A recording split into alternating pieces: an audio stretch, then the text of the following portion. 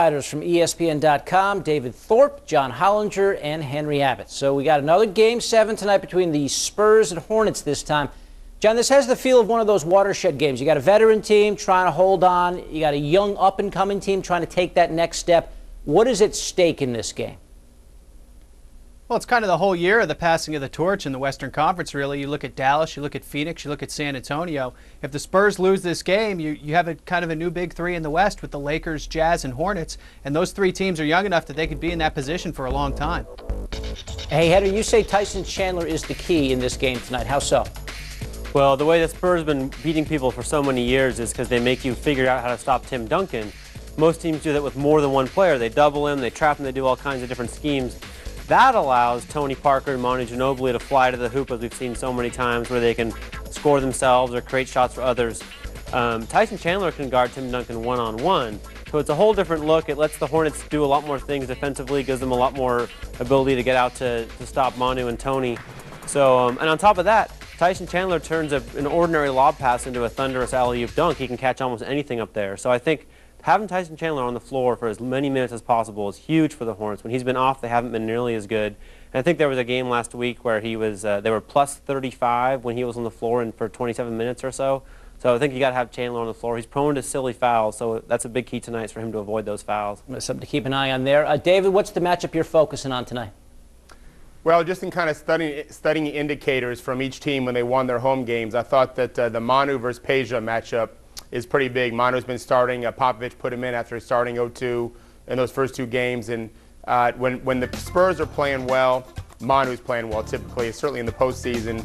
And when he's freewheeling, driving, his mid-range game is so good. If you crowd him, he can get to the rim if you lay off him. The other night he was killing it from three.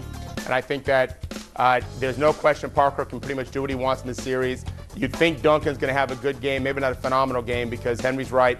Chandler and the other Hornet players can make something a little bit difficult for Tim. But if Manu is really on, the Spurs offense is much better, and they've been terrible in terms of offensive efficiency on the road in this series. And on the other end, Paul does whatever he wants. If David West is healthy and able to make plays, obviously we don't know about his back until we see it. At some point, the Spurs have to make a decision. If they start focusing more on those two guys, then they're leaving maybe the best shooter, top three shooter in the world in Peja open, and that can really change the game. And, a span of 2 or 3 minutes, he can knock down 3 threes, and all of a sudden the Hornets have a lead and hold on for that margin. So I think those two guys, whichever maybe wins that matchup, that team might win. Hey, you're my insiders. You got any inside info on David West? What's the deal with his back?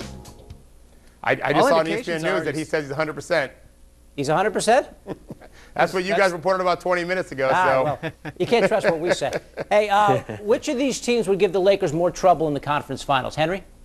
Well, it's a toughie. I was thinking about that, and I guess I'd give a slight hair to the Spurs. And here's a reason why people are going to get all mad at me for and send me emails. But look, the only thing that can really keep the Lakers from rolling to the NBA Finals right now, I think, is an injury to Kobe Bryant.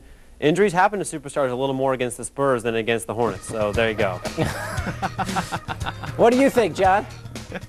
I think the Spurs are more built to play the Lakers than the Hornets are, just because they have the Kobe stoppers with Bowen and Udoka. So the Hornets don't really have anyone like that they can put on Kobe. They've played well against the Lakers in their matchups this year, but I do have a feeling that San Antonio is just built a little bit better to match up against the Lakers. I think either of them would be a huge underdog, though. David, would the Lakers be the favorites over either of these teams? I agree. I think they're the favorite against any team left in this tournament. I think that these guys are right. Henry and I we were texting each other before we came on here talking about this. I think that the Hornets, I've always thought they were a little bit better than San Antonio, and I suggested that before the series started.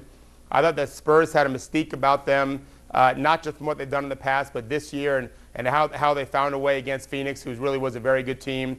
And I still think that in that series against LA, when LA would be a better team, they'd rather see the Hornets, who might be better than the Spurs, but don't quite have the mystique that a 4-time champion, 3 in the last 5 years, Tim Duncan, Manu, and I agree with John as well that the Kobe stopper is a big factor. Kobe's been just phenomenal in this playoff series, in this playoff so far, and the Spurs might have a little bit edge in defending him. Who would they put on him? Who would the Hornets put on him? Yeah, Kobe. That's a great question. Peja actually is an underrated defender. That's I don't think mismatch. I don't think he could defend him, but I think he's an underrated defender and could give him some trouble. After watching Matt harping on Kobe, I'd want to go away from that. I think Morris Peterson gets this first crack. I think you'd probably see a lot of Julian Wright. You might see a little bit of Bonzi Wells. I think you'd see him rotate a lot of defenders at him, though. All right, guys, we're way over time. It's a big day in the NBA. Game 7 last night in Boston, Game 7 tonight in New Orleans. John Hollinger, Henry Abbott, and David Thorpe joining us. Guys, we do appreciate it. We'll talk to you next week. Look forward to it. Thanks.